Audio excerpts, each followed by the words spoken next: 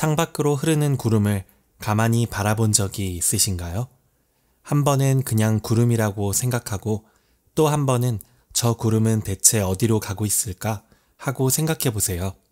같은 구름인데도 두 번째 방식으로 바라볼 때 세상은 갑자기 의문으로 가득 차게 됩니다.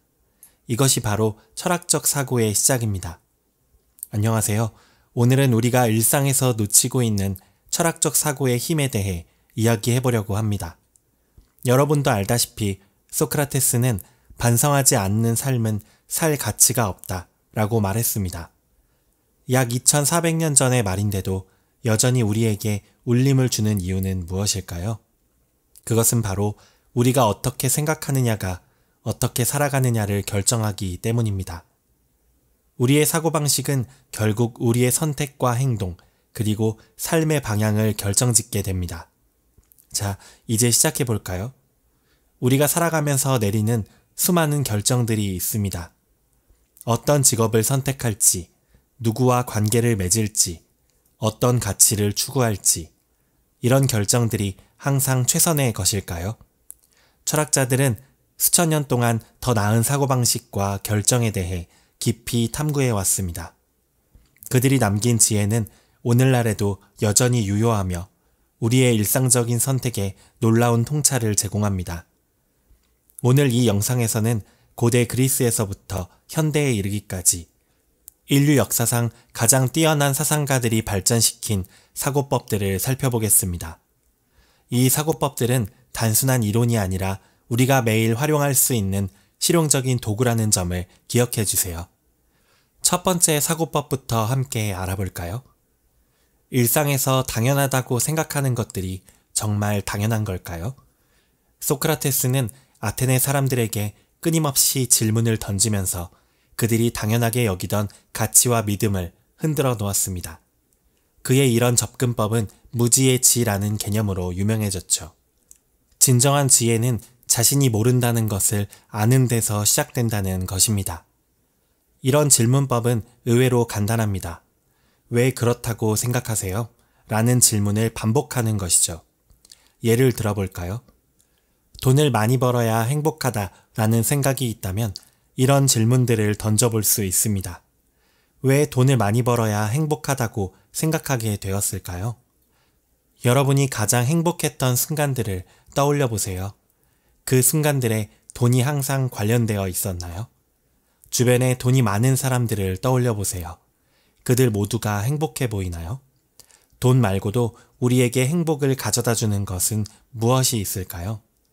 이런 식으로 질문을 계속하다 보면 처음에는 확고했던 생각이 점점 흔들리게 됩니다. 그리고 더 깊은 깨달음을 얻게 되죠. 이것이 바로 소크라테스가 삼파술이라고 부른 방법입니다.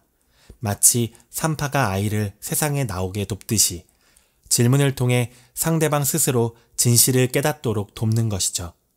중요한 점은 이 방법이 남을 논쟁에서 이기기 위한 것이 아니라 진실에 다가가기 위한 것입니다. 자신에게도 타인에게도 겸손하게 질문을 던지는 자세가 필요합니다. 소크라테스가 강조했던 것처럼 진정한 대화는 함께 진실을 찾아가는 여정이니까요. 로마의 철학자이자 황제였던 마르쿠스 아우렐리우스는 매일 아침 자신에게 이렇게 말했다고 합니다. 오늘 나는 참견하는 사람들, 감사할 줄 모르는 사람들, 무례한 사람들을 만날 것이다. 하지만 그들이 그런 것은 그들이 선과 악을 모르기 때문이다. 이것은 그가 하루를 시작하기 전에 자신의 마음을 준비시키는 방법이었습니다. 스토아 철학자들은 세상의 모든 일을 두 가지로 구분했습니다. 우리가 통제할 수 있는 것과 우리가 통제할 수 없는 것으로요. 그들에 따르면 우리가 통제할 수 있는 것은 오직 우리 자신의 판단, 욕구, 행동뿐입니다. 날씨, 다른 사람의 행동, 과거의 사건 등은 우리가 통제할 수 없습니다. 이런 관점에서 볼 때 우리의 불안과 스트레스의 대부분은 통제할 수 없는 것들에 대해 걱정하기 때문에 생깁니다. 에픽테토스라는 스토아 철학자는 이렇게 말했습니다. 우리를 괴롭히는 것은 사건 자체가 아니라 그 사건에 대한 우리의 판단이다. 우리가 사건 자체를 바꿀 수는 없어도 그에 대한 우리의 반응은 선택할 수 있다는 것이죠. 예를 들어 이직을 고민하고 있다고 해보겠습니다. 이때 우리는 새 직장에서 잘 적응할 수 있을까? 이 결정이 1년 후에 어떤 결과를 가져올까? 같은 것들을 걱정합니다. 하지만 이런 것들은 사실 우리가 완전히 통제할 수 없는 영역입니다. 통제할 수 있는 것이라면 내가 가진 기술을 발전시키는 것, 직장에서 좋은 관계를 형성하는 것, 그리고 매일 최선을 다하는 것이 있겠죠. 반면에 통제할 수 없는 것들도 있습니다. 회사의 향후 상황이나 경제 변화, 함께 일하는 동료들의 성격 같은 것들은 우리 손을 벗어난 일들이니까요. 이런 구분을 명확히 하면 결정의 부담이 크게 줄어듭니다. 우리는 통제할 수 있는 것에만 에너지를 집중하면 되니까요. 독일의 철학자 임마누엘 칸트는 윤리적 결정을 내리는 강력한 방법을 제안했습니다.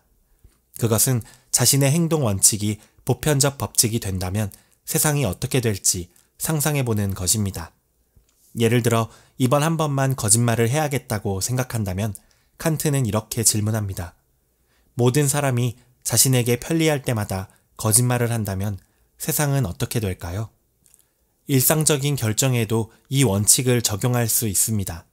예를 들어 약속 시간에 늦으려고 할 때 이렇게 생각해 보세요.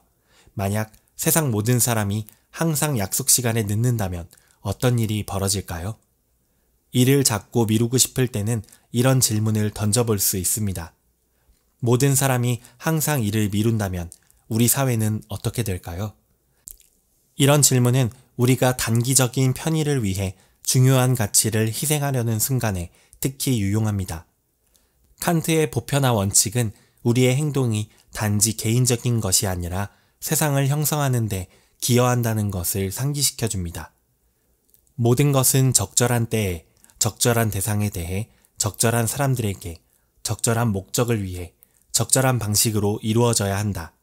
이것은 고대 그리스 철학자 아리스토텔레스가 말한 중용의 원칙입니다. 그는 미덕이란 두 가지 극단 사이의 균형점이라고 보았습니다.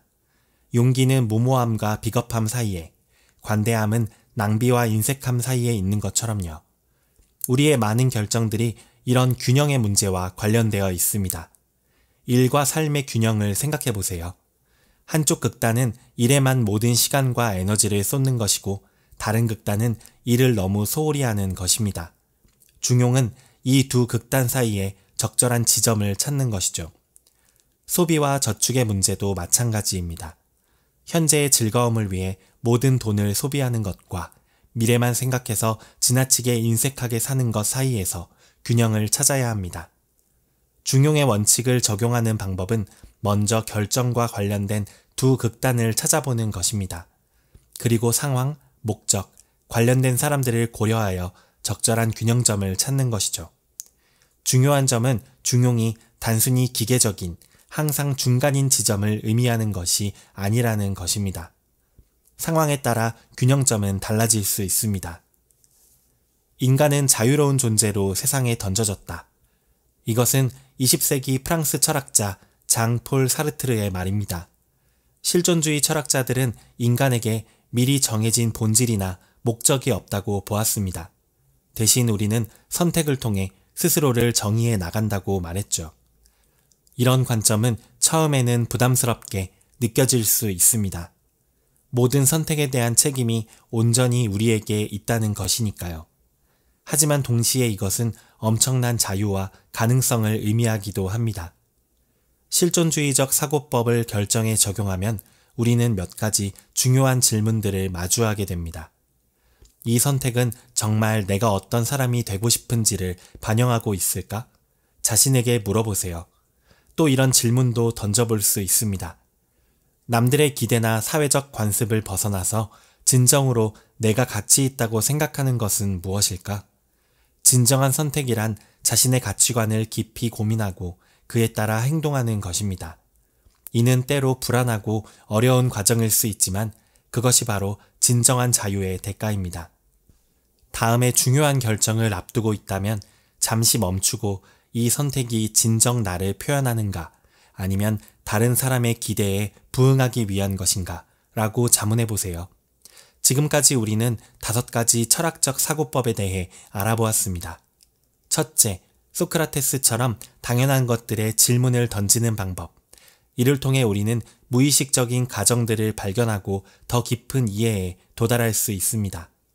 둘째, 스토아 철학자들처럼 통제할 수 있는 것과 없는 것을 구분하는 방법. 이것은 우리의 에너지를 효과적으로 사용하고 불필요한 스트레스를 줄이는데 도움이 됩니다. 셋째, 칸트의 가르침처럼 우리 행동의 보편적 결과를 상상해보는 방법. 이 원칙은 우리가 단기적인 이익이 아닌 장기적이고 보편적인 가치에 따라 행동하도록 도와줍니다. 넷째, 아리스토텔레스의 지혜를 따라 극단 사이의 균형점을 찾는 방법. 중용의 원칙은 우리 삶의 다양한 측면에서 조화를 이루는데 중요한 지침이 됩니다. 그리고 마지막으로 실존주의자들처럼 진정한 자신의 가치에 따라 선택하는 방법. 이를 통해 우리는 더 의미 있고 진정성 있는 삶을 살아갈 수 있습니다. 여러분에게 제안하고 싶은 실천 방법이 있습니다. 매일 저녁 그날 내린 중요한 결정 하나를 골라 이 5가지 관점에서 다시 생각해보는 것입니다.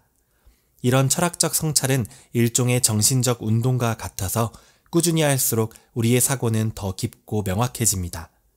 소크라테스의 관점에서는 이렇게 질문해보세요. 이 결정을 내릴 때 내가 당연하게 여긴 것은 무엇이었을까? 우리가 무의식적으로 받아들인 가정들을 발견하면 더 넓은 시각으로 상황을 바라볼 수 있게 됩니다. 스토아 철학의 관점에서는 이런 질문이 도움이 됩니다. 나는 정말 내가 통제할 수 있는 것에만 집중했을까? 이 질문은 우리가 에너지를 어디에 쏟고 있는지 점검하게 해줍니다. 칸트의 보편화 원칙에 따르면 이렇게 물어볼 수 있겠죠. 만약 모든 사람이 이런 식으로 결정한다면 우리 세상은 어떻게 될까? 이 질문은 우리의 행동이 더 큰 맥락에서 어떤 의미를 갖는지 생각하게 합니다. 이런 성찰의 시간은 단 5분이면 충분합니다. 하지만 그 5분의 누적된 효과는 놀라울 정도로 클 것입니다. 시간이 지남에 따라 여러분은 더 신중하고 더 일관되며 더 현명한 결정을 내리게 될 것입니다. 철학자 비트겐슈타인은 철학은 생각에 얽힌 매듭을 푸는 과정이라고 했습니다. 우리 모두의 마음속에는 풀어야 할 매듭이 있습니다. 철학적 사고법은 그 매듭을 푸는 도구입니다. 오늘 배운 것을 내일부터 실천해 보세요. 하루 5분의 철학적 사고가 여러분의 인생에 어떤 변화를 가져오는지 지켜보세요. 모든 위대한 여정은 작은 한 걸음에서 시작됩니다. 오늘 영상이 여러분의 삶에 작은 도움이 되었기를 바랍니다. 감사합니다. 밀리언 마인드였습니다.